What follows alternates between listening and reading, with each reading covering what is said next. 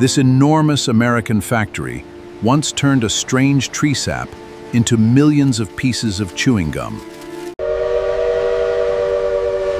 The factory stood in Long Island City, New York, during America's great industrial boom.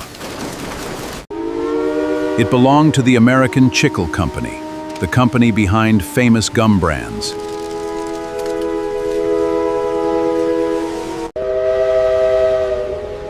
In 1923, the company moved into a massive new factory and headquarters.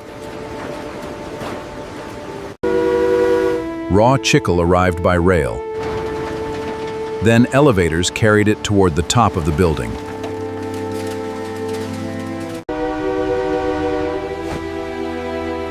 From there, conveyors moved the material through different levels of the factory. Workers transformed the raw material into chewing gum, including the famous Chiclets brand.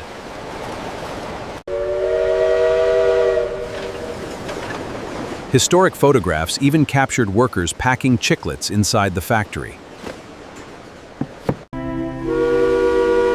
But decades later, the giant factory closed, and its production empire disappeared.